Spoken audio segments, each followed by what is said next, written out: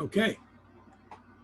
Well, hello, everybody. This is another episode of the three Consulting Amigos, Ron, Ed, and Ray. And today I'm going to be taking the lead on this. We're going to be talking about why communication is so vital to entire exit planning, but specifically to drivers 4 and 8. So as we move forward through this, we're going to help you kind of understand. We're going to try to put together a structure for you to communicate on a more regular, consistent basis with the people who work for you. Having said that, let's take a look at the drivers. As you can see here on the right, we've got all 8 drivers. What I want you to think about, if you want to be able to grow your profits by 300% and increase valuation, communication is one of the most critical things. So the 2 areas we're going to be talking about is how to optimize your balance sheet and cash flow, and secondly, how to forecast and reevaluate on a quarterly basis. But to get there, there's a whole series of communication steps that you really need to be taking to make sure there's an alignment around that between the people at the top and the people who are actually doing the work. So here's what I want you to do. This is what we're going to look at here. Bear with me. Sorry about that, guys. You need to develop, in this case, what I try to do is pull out of driver 4 to increase efficiencies, productivity, and quality is one, is you got to develop a high performance culture. And so in my experience, to make that happen, you have to develop and share a vision across everybody in the organization, not just the top, but the people at the bottom need to know why they're doing something so that they're really engaged in it. Secondly, you have to share relevant information. And sometimes that's financial and sometimes that's in terms of alignment of values. And you have to communicate consistently, not just once in a while, but on a regular, consistent basis. And I'll talk a little bit about that. I think you have to hire for attitude and train for skills. Try to find people who are a fit for the organization. When they're not a fit, you and they both end up over 90 days or less finding that it's not a good fit for them. And as a consequence, you have to hire again. So that gets to the last part. Fire fast. If it isn't a good fit, you're better off getting rid of somebody than letting them hang around for a while. So the second part of this optimization is how do you train, engage, and reward employees for these things. One is you want to prevent accidents. Accidents themselves are not only bad physically, but ultimately they impact your workers' comp, and that will stick with you for up to 3 years. So it can be a very expensive thing for the individual, for you, and the organization. So the next thing, when you have good engagement communication, productivity is increased. You can help reduce setup times. It is possible in many cases where people say you can't do this. I've been inside of organizations where they've taken setup times from 45 minutes to 5 minutes by getting everybody involved and making it work for them. So get people involved to streamline the process flow. Actually do spaghetti maps, as I like to call them, in which you find that, okay, let's see, part A is done over here and part B is done over there, and you realize there's 100 feet distance between 1 and 2. How do you centralize those in some meaningful way so they're getting better use of everybody's time? Automating processes. There are lots of things that people do and ideas they have. How do we get everybody to say, hey, how can we automate this and make it work better? And then ultimately that will improve your quality. So these are all the benefits you get when you have a well-running, smooth communication structure. Ray, guys, before I go any further, Ed, you got a comment? Yeah, I have a question for you. This is the area that you really do a great job. And you really focus in from all levels of the operation, from the people that are doing the jobs to the executives that are running the joint. What are some of the real challenges and opportunities you see in connecting the dots? One of the reasons that I think it's good to start here is that not maliciously, but what I experience too frequently, and I'd like to get your feedback on that. But typically the disconnect in my mind always comes when people get busy, and in small business we know that it's not the intention not to communicate, but basically when you got an executive whose hair is on fire, reminding him that he hasn't talked to his front line in 3 weeks is the furthest thing from his mind. And so part of it is that mind shift. So when that doesn't happen, that becomes a problem. Then the other thing is that sometimes my experience has been that leaders don't really understand the impact that they have on the people around them. You know, I've called that the fiefdom effect. What I mean by that is we all know that when you were on a fiefdom in medieval times, the serfs understood their place. And it wasn't to ask questions, it wasn't do anything but do what they were told. And so that's okay in some situations, but sometimes inside organizations, my experience is when the leader kind of acts in that way, he doesn't get access to information that may be vital as he makes a decision, like on a purchase of a machine or something else, because everybody doesn't think it's their place to say anything, even when they have communication amongst themselves that say, well, that's a stupid idea, but they wouldn't bring it, they would never bring that forward. So those are two examples, if that makes sense. Excellent. So, Ron, do you have any ideas from your own perspective? No, I would just add that in terms of developing a high performance culture, I know you believe, and I do too, that the way that you hire and the approach that you use to hire is so important to get the right people.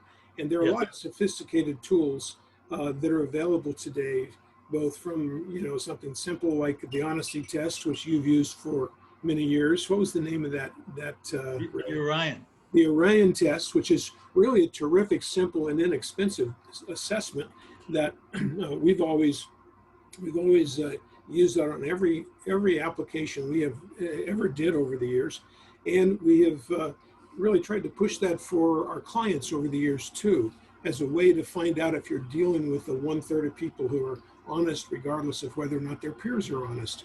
Very, very important sort of filter. And then the second filter is really, as you mentioned, having to do with whether or not they've got the aptitude, a little bit more than the attitude, but the aptitude to be able to do certain jobs. And attitude's real important as well. So there are a lot of tools out there that can be utilized. Too many small business owners completely ignore this. They don't understand the incredible cost of hiring someone who doesn't work out. Some people put that at, you know, it costs 1/3 of somebody's salary to hire. And of course they're trying to, you know, hire everybody for $1.50, you know, fee. And no, that's not the way it needs to work in order to be successful. And then if you have to fire them and retrain them, now there's another thing. You could spend a whole salary if you screw this up. So, you know, take a 50,000 job and be thinking in terms of, well, it's going to be $80,000 to $100,000 if we don't do it right. But boy, small business people do not get this. Yeah, and even to take it one step further, Ron, you know, let's say the guy, you know, comes in with bad intent, and you know, 90 days later he has an injury, goes out on workers' comp, and then your rates go up. He wins a claim, and suddenly you get stuck with $300,000 worth of expenses when you wouldn't spend $40 at the front to end that. Yeah, that's so, and, you know, so we share the same thing, and it's sometimes difficult, it seems, to be able to get people to understand that. One of the things I've used in my career, it's been very, very helpful and impactful. It's a simple little concept, and that is fewer people, better pay. Right. Because you want the cream of the crop. So many people get fixated on a number. And to me, it's all based upon the contribution that an employee makes. So if you can have fewer employees and they're making better than the market, probably a success for success. It's a factor for success rather than failure.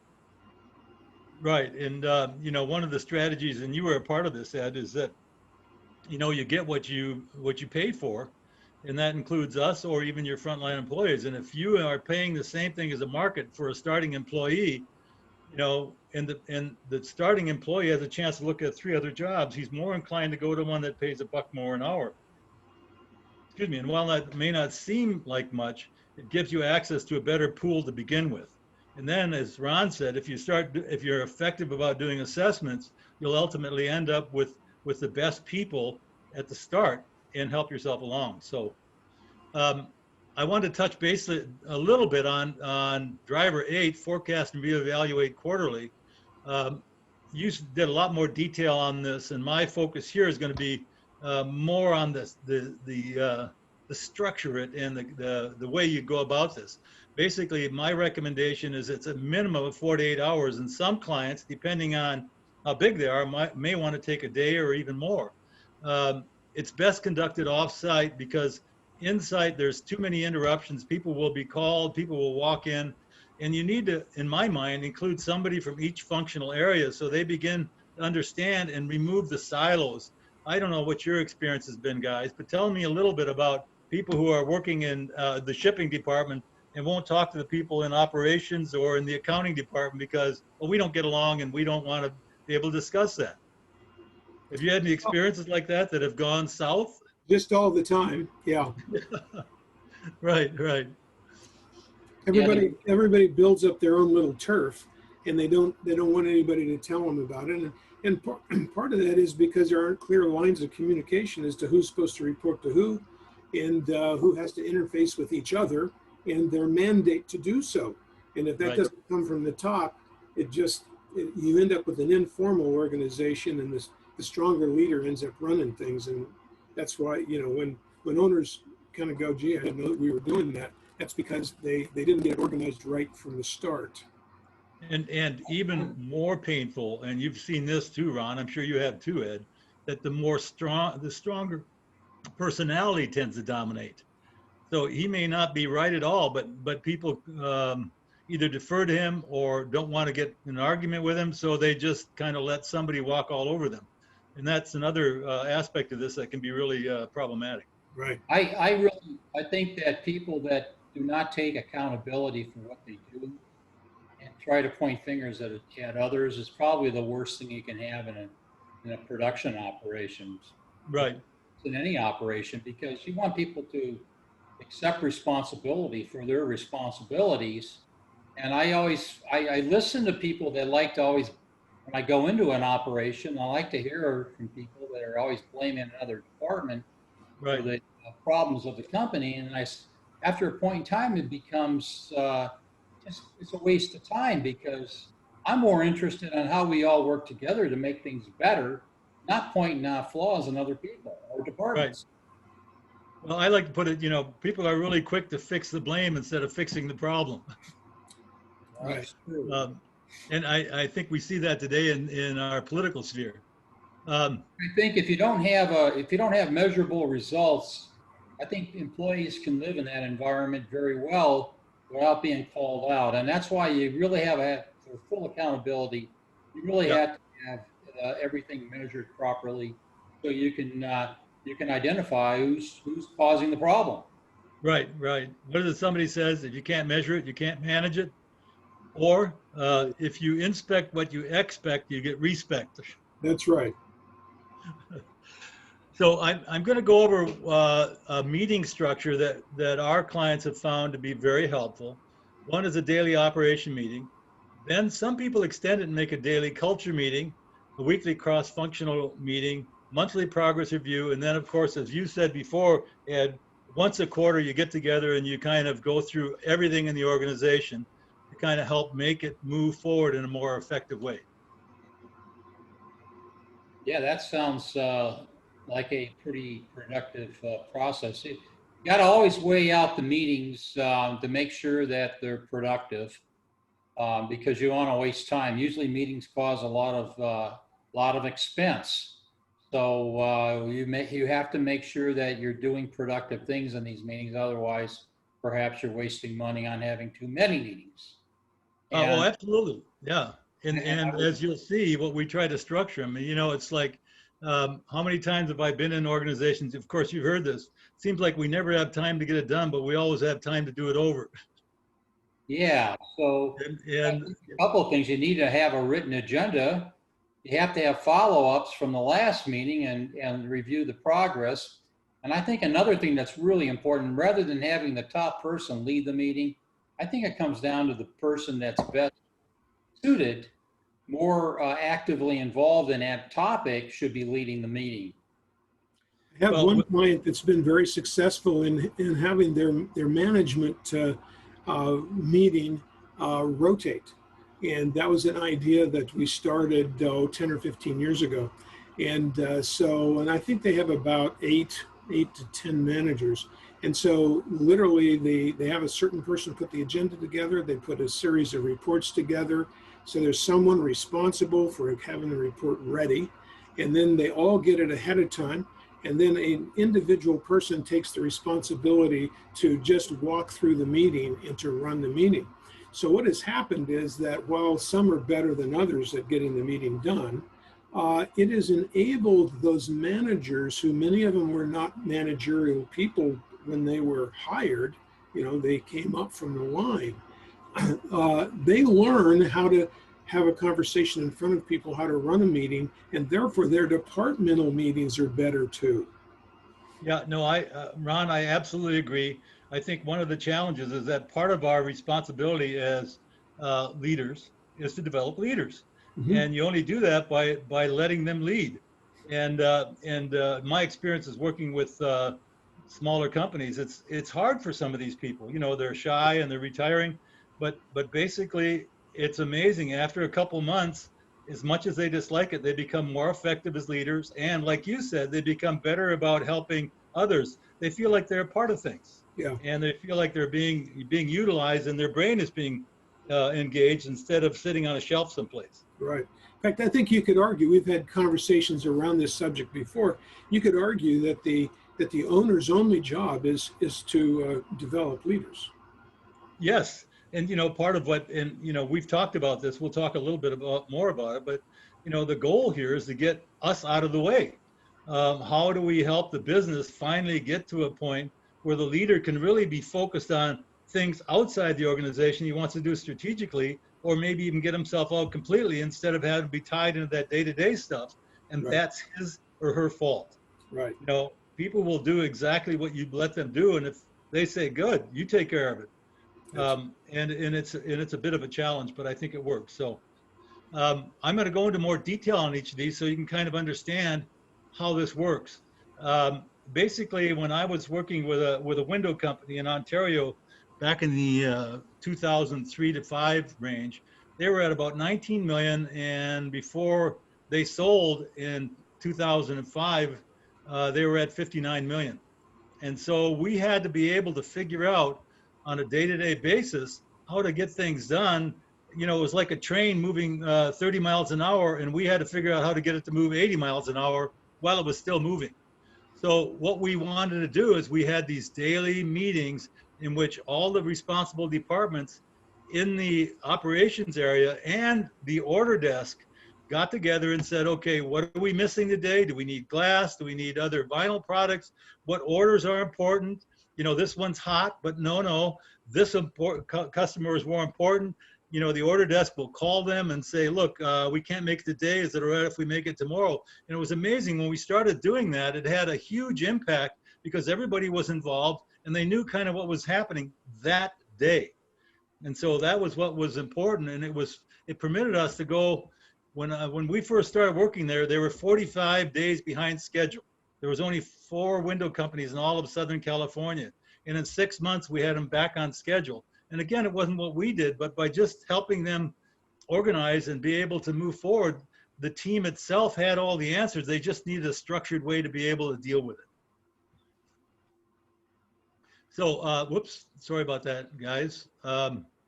So what it does, it reduces bickering, it reduces budget overruns, it prevents incomplete orders, it helps discover and fix quality problems, and on-time delivery, as I just said, improve. Now, some of the clients find this daily cultural meeting, which is added. So now instead of using 15 minutes, we can be using anywhere from 30 minutes to actually 45 minutes a day. And the reaction I get from a lot of people is, well, we can't afford that. You know, how can we get by? And we've only got 8 hours. Now you're going to take up 45 with meetings. How's that going to help? Well, the truth is, my experience is that about 40% of your labor dollars, you could just as easily go out and put in a bucket in the parking lot and put a fire to it. You know, the people are not productive. They're not doing anything. They're looking for ways to get out. They're hiding and all that stuff. And to use Ed's term, you know, they're sewer rats who are trying to figure out how not to work. But when you start engaging them in the vision and the mission and the values and what's going on, they take ownership. And, you know, part of what is Ron said is if you want leaders, you got to make them leaders. And so to your point, Ron, wherever we do this, the leadership rotates every day. And as you pointed out, when you initially start, people are it's very difficult. You know, they freeze, they have difficulty talking. But after they do it a while, they get used to it and they like it. You know, and again, it's because we're engaging their brain. So one of the things they do, whoops, sorry about that, guys. Every day, somebody identifies one small things they can improve in their role or function and shares it with everybody else. And while this may not seem like much, it really gives everybody in that mindset of that we're here to do something and we need your input, because what I've learned in this department, I may need next time in the next department. I'll give you an example that happened at one organization. They bought walkie-talkies, right? And when they ordered them so that there was a specific frequency for each department, so that, you know, there was no crosstalk. Well, ironically, when they got them, they were all connected together. And at first, the leadership said, "Oh my God, now what are we going to do? Everybody's going to know what everybody's doing." And within a matter of 2 weeks, they had solved a couple of chronic problems, because when somebody talked on it from the shipping department, the guy in production said, "Wait, I know where that is." And it opened up a door to communication that they had never quite thought about, and it made a huge difference. So the other thing they do in these cultural meetings is that the leader identifies books that will help individual understanding, personal development, or business development.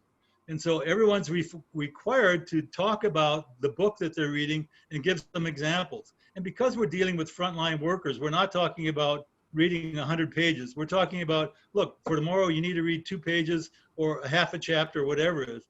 But basically, again, you're developing these people's skills and they feel like they're important and they perform at a much higher level. So any thoughts on that before I move to the next slide? Makes sense. It's the more people are engaged, the more contribution they're going to make to the bottom line. And why owners are reluctant in getting their key people involved with resolving issues and making things better is beyond me. I don't get it. But I do know there's certain clients I've worked with that did not want to get their middle managers involved in coming up with improvements to the company. They wanted to do it individually by department. And I think you miss out on a lot of opportunities by doing so. And I think it's really important to be candid with people. They're smart. And the more candid you are with them, the more engaged they're going to be.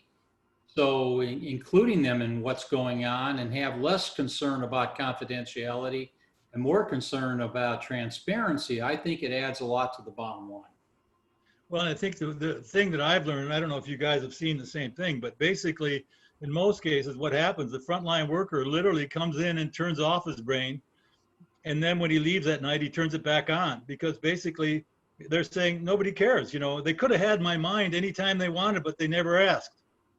And I think that's a distinction. We have the most powerful resource that's ever been developed by God, and we don't use it. You know, that's what this is more or less about. One other thing too, and that is sometimes being simple is better than making it so complicated that people don't understand. I have worked at one place where every time there was an issue, we'd have a 20-page paper out on how to fix it. And what ends up happening is nobody reads a 20-page paper. Right. And so all that good work and trying to figure out a solution goes nowhere. It goes right down the drain. Right. Right. And the truth is, there was probably a frontline worker who said, well, you know, if you just do this on this machine, that'll solve that problem. But nobody ever asked me. And nobody ever asked. And unfortunately, that doesn't happen in modern business. Yeah. Yeah. So now we're going to the weekly meetings. And the weekly meetings, you know, our recommendation is that you make a cross-functional 1-hour focus on one chronic issue. And there's a reason for that, you know, is one item that can't be solved in the daily meeting. So it's really something you're trying to dig into more deeply.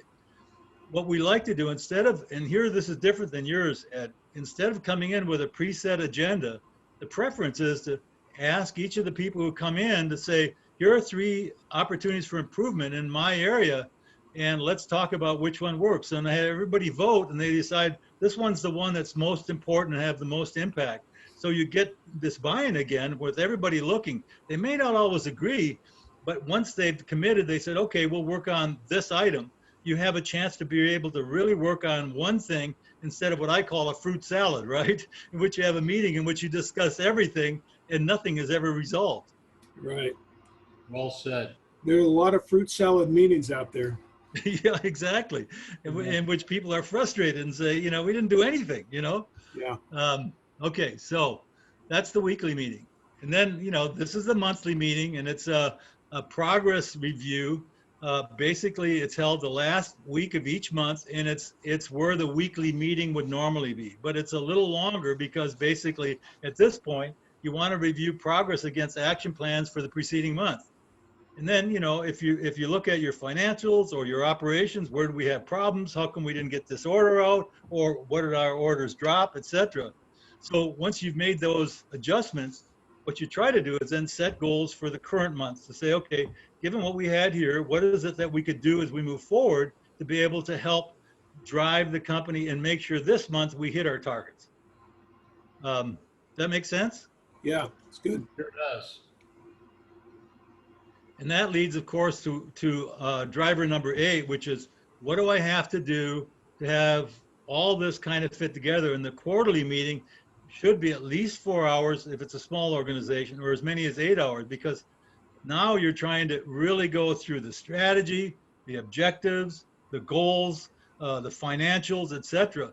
To the point it's appropriate. And one of the challenges that we've run into, and I'm sure, Ed, you've seen this, is many managers or owners don't want to share dollars. And so we always recommend, look, don't make it in dollars, make it in percentages. There's a lot of ways you can mask the information, still make it relevant to the front line, and not give away too much to your competitors. And when you do that, they get to know very quickly how you're using the numbers and what you're doing and how you're measuring it, so that basically they can follow along. So basically, the point that we're trying to get to as we move into this is review the entire strategy for the company and confirm everyone understands their role and responsibility and their function. You know, so once they get it, they go, yeah, I can do that. Secondly is review income statement cash flow with the operating team. You know, and that's why we have to change the numbers somewhat. And my experience has been, and Ed, you and I have seen this. I mean, we had frontline workers who were, some of them didn't have a high school education, but they all had access to a quote, and they knew exactly how much money the company was making. And they never complained. They just said, give us a job and we'll get it done. And the more important thing, when we gave them control over it, instead of them saying in the middle of the week, geez, you know, we could milk this job until the end of the week, they would say, let's get this done because our pay is based on how much we get done as opposed to how many hours I put in. Right. So is there anything on this that are we meeting the forecast that we set? Are there any functions that we have to get back on track? You know, what's important? And then to review your action plans.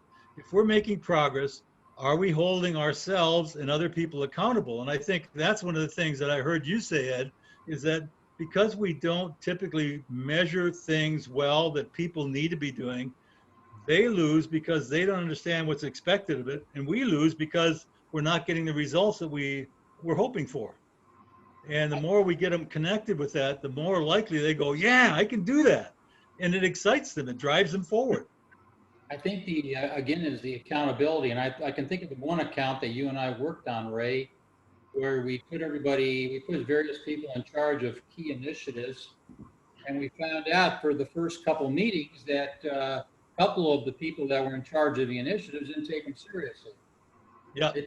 They thought it was all somebody else's problem. And after a little bit of time and coaxing and some embarrassing meetings, they kind of figured out that, you know, they are part of the solution. And not everything their department is doing is leading to the best results for the corporation, and that they do have to improve. And most importantly, they got to work together as a team. They can't run the company with 8 different departments doing whatever they want. Right. It's all got to be for the benefit of the company. Well, and I think in some ways it's an extension of what happened to all of us in high school when, when the teacher said, "Is your assignment ready, Mr. Burgess?" Now, who wants to stand up and say, "No, I didn't do it"? You know, it really changes the game when everybody realizes, hey, they're going to ask me about this. If I don't get this done, I'm going to look like an idiot. And it's just a simple, and it's inobtrusive. We never got mad at the teacher and yelled at the teacher. We just realized, well, she gave us an assignment. She didn't get angry. She just said, "Is it done?" And It either often, is or it ain't. yeah, often the teachers that we respect are the ones who are most demanding. Right. Those are the ones. And Those are the ones I remember. The ones that really expected you to get the work done and called on you to make sure you were on track. right. Well, the point I was trying to make here, at least for me, Ron, I can't speak for your own educational experience, but some of my best teachers were women who were very soft and very encouraging and stuff, but they were like you said, they expected things to be done, and when they weren't, there were consequences, and so I think what I'm trying to say here, you don't have to be an aggressive butthead to get people to do things. You just have to hold them accountable and encourage them to do their work and hold them to some consequence. All you have to do, gentlemen, is show them a piece of paper showing them what they did compared to what they said they were going to do, and you don't really need to say much more than that. Yeah, That's a good point. Yeah, I'm always reminded of my business law class, and that was kind of like paper chase, where if he called on you and he expected you to be able to recite a certain case, if you didn't stand up and recite that certain case, I mean, everybody's looking around going, "Oh, Ron got caught yet again." He stood up and he pretended like he'd read it, but he didn't. He was just making all that stuff up. So I mean, that's and the interesting thing is that even though that was the only law class I had in business school, I've always been pretty strong in contracts because I was so petrified that I was going to go into that class and he was going to call on me and I would have absolutely no idea. And 60 or 80 other guys are going, "You see, Ron really is stupid." See, that's so. I mean, it works both ways. You can have the exactly. But his point was, business is tough. You guys need to get tough. Right. This is not namby-pamby. This is not not that you have to be hard on people, but business can be demanding, and you need to be prepared, and you need to have action. You need to move forward, and you need to do it based on the right information. Right, and that's why I said that earlier. Inspect what you expect, and you get respect. Right. Let me make a comment on the forecasting and goals here for these first two major groups. It's really important that proper consideration is given when a goal or a forecast is made. Too many companies do stretch goals that don't work. We're engaged in one right now where the stretch goal is always too high, and I don't think we've met it a single time in 11, 12 months. Whereas the forecasts that I just happen to be doing, we hit or meet probably every 2 to 3 months or beat. But the thing that I have always felt, and this I've had a different attitude about forecasts than maybe many others do, and that is that while it's always nice to stretch yourself and try and pursue something and kind of beat the goal kind of thing, what is more important for an organization is to hit the goal. Not to exceed the goal. Exceeding a goal can give you as much operational problem as not hitting the goal. And so there's always this temptation of, well, I got to get these sales guys out. They've got to be motivated because they just won't work hard if they don't have a stretch goal. It's like, no, if they bring in too much business, your production is going to be a problem. And that's the kind of problem we've got with that client right now. Our production is not keeping up with sales. That's not how businesses run well and make money. They have to do what they say they're going to do. Then their customers are happy, their employees are happy, they've accomplished something. The profit is happy, the owners are happy, everybody's happy when you make realistic goals that are built to grow or built to increase margins or built Right. to reduce expenses. You know, if you build these things with your budgeting, and so that, because by forecast, we're talking about expenses, Sure. the whole Yeah. whack. Right. Yeah. So Absolutely. that's, and that's something I've always found to be a problem. I have a hard time sometimes conveying that concept to owners who just think, oh no, you know, what we're going to do is we're going to set the bar as high as possible, and we'll see how many times they knock it off, you know, as if they're a high jumper. How many times will they try before and they don't make it? It's like, well, after 3 times, they stop jumping. Yeah, yeah. No, I agree. And I think part of why this is so important, as Ed had said, to have a quarterly review, you know, if you are way off, you can say, okay, what happened? How do we make adjustments? How can we decrease it? Or better yet, as you pointed out, good Lord, we're going to get a lot more sales in, and we just have kind of held ourselves to a lower standard. What can we do in the next quarter to really bump that up so we can get production to be able to meet it? And like you Well, said, I have and seen there, wars you between have to, sales and production my whole accounting life. yeah, absolutely right. And you know, from a marketing perspective, a growth perspective, there are things that you can do if you have too much production. You Yeah, can raise your prices.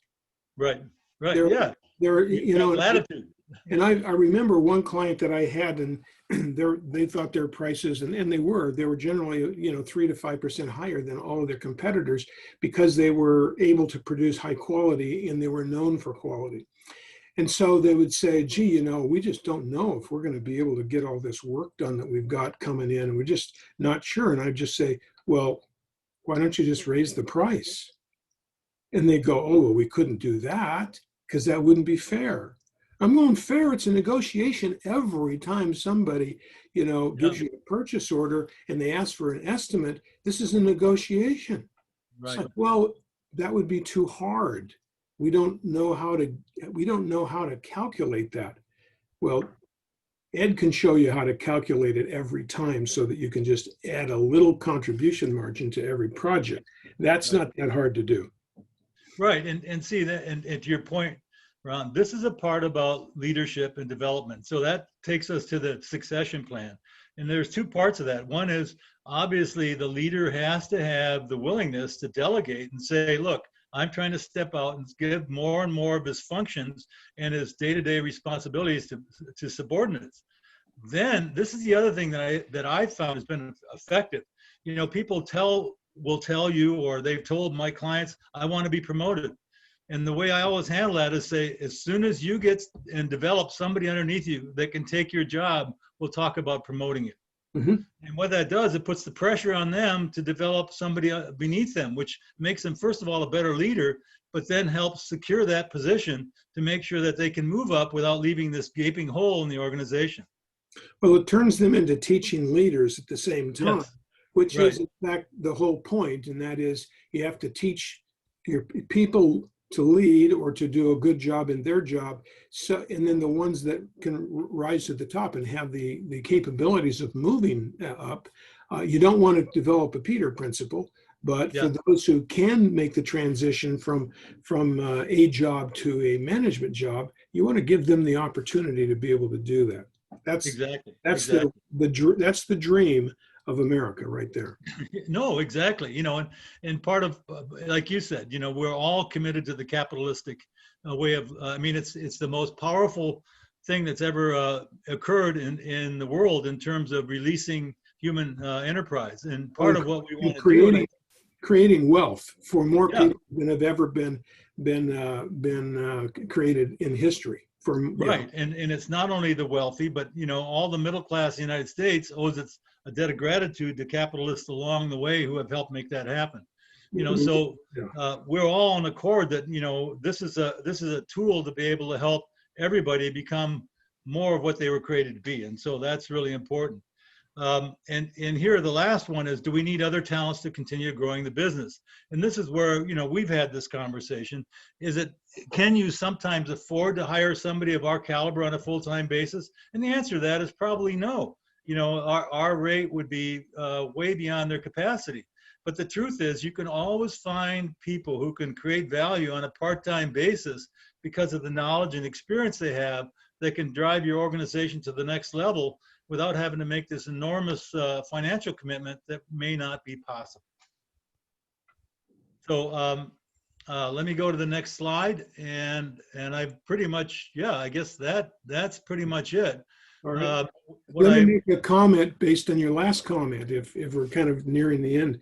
Sure. And that is the whole idea of trying to bring people up to their best self so that they can do a good job. And then the question that you pose to us is, do we need more skills and more talents in the organization in order to get where we need to go? Yes, outside people can give perspective that many times is not available inside. But one of the problems that I see is that particularly more complex organizations like manufacturing that have 20, 30, 40 or more people, one of the problems is there's usually not a very good assessment of their talent pool. They're very short on putting together assessments of individual people, what they're able to do, what their skill levels are, any certifications they have, and whether or not they have been able to meet that particular job with 100% satisfaction. And so it's fairly easy when you turn your talent pool into what would you call it, a job and corporate knowledge assessment. What do you know how to do in your company? What are your capabilities in terms of building certain kinds of products, et cetera? If you do that whole thing, then you can say, oh, look, we have a shortage in this area. We don't have people that are really likely to develop in this area, and this is a problem. And now we know who to hire. Yeah, exactly. And I think full-blown skills assessment, which you have done, many times before. Yeah. Right. And there are, truthfully, in my experience, because in manufacturing, we all work with a lot of Hispanic workers, and they're always hardworking, but many times we have no idea their backgrounds. I was at a company recently, and they had a guy in the front line who had a degree in mechanical engineering. And they were not fully utilizing it. So I think that's part of your point. And the other thing that we find if I'll go back to the daily operations and cultural meetings, is you start finding, the cream rises to the top, and you begin to identify people who already possess some skills or start developing them. And if the company grows, as we're trying to portray here, when you grow at 300%, you're going to need more people. Well, to the point you're trying to make, if you can get those internally, it makes your life so much easier than trying to find somebody who you don't know and bring them in. And so, the more we go through this meeting process, the better we're able, like you said, to be able to identify, we've got somebody for this, but we're going to have to hire somebody outside for that. Yeah. So, my hope here is that as people observe this, they realize they can put together some kind of a meeting communication structure that will enable you to develop leaders, to get the owner out of the business on a full-time basis, and engage people and really make them feel like they're a part of the company and willing and able to make a difference and commit to it. And when you think about it, there are an awful lot of employees that would like to do nothing more than get the owner out of the business. That's quite an incentive, don't you think? Yeah, no, exactly. Yeah, it's like we want the Lord of the Manor someplace else. That's right. Right. All right. Well, thanks, guys. Again, I want to thank both of you for your insights, and I hope this was helpful. As usual, next week we'll be back on, and we'll begin talking about another one of the drivers. Guys, you have any insights? I'm going to go back to the drivers at this point. What are your thoughts? What do you think, based on where we are right now, what should we focus on?